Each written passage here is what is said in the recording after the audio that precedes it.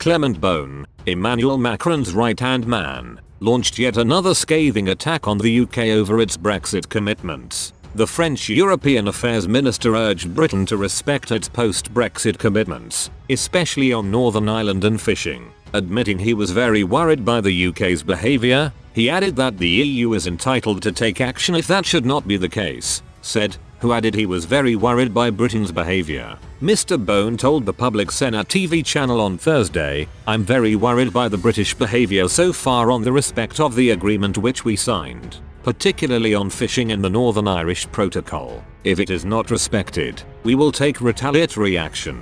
The comments come as US President Joe Biden brought a grave Brexit warning to his first meeting with British Prime Minister Boris Johnson. Prevent a row with the European Union from imperiling the delicate peace in Northern Ireland. Irish Prime Minister Michael Martin claimed Mr. Biden's rebuke of the UK over Brexit talks was a call to do the sensible thing and resolve trade issues with the EU. Mr. Martin said Mr. Biden has made clear that alignment on standards between the UK and the EU would not negatively impact on a prospective trade deal with the US. The TOS each described a significant planned intervention by Mr. Biden, warning Boris Johnson not to let the row over Northern Ireland's Brexit arrangements put the Good Friday Agreement at risk when the pair meet on Thursday. Mr. Martin said, "I think it's significant in the context of the messaging and the clear message from President Biden and his administration that the sensible thing to do here is to have alignment between the United Kingdom and the European Union and the United States. We all share common values of democracies.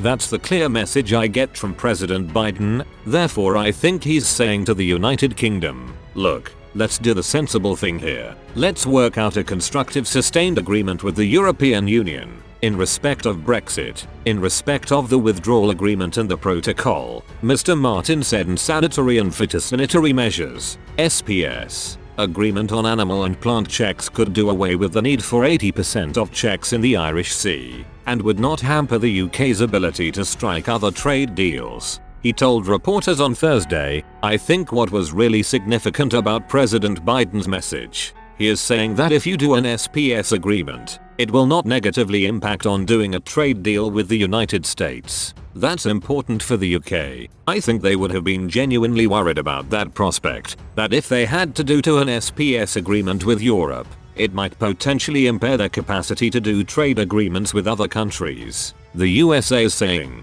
"No, that's not the case. You can do an SPS agreement and it will not negatively impact a trade deal with the US." Mr. Biden's close interest in issues affecting Ireland will mean that the dispute over the protocol will feature heavily in discussions with the UK and European Union over the coming days at the G7 conference in Cornwall. The Times reported that the president, who is intensely proud of his Irish roots, took the extraordinary step of ordering the United States' most senior diplomat in London, Yael Lempert, to deliver a démarche, a formal protest, in a meeting with Brexit Minister Lord Frost on the 3rd of June. Asked if the political pressure applied by Mr. Biden would help the situation, Mr. Martin replied, "I think the United Kingdom government respects the US administration.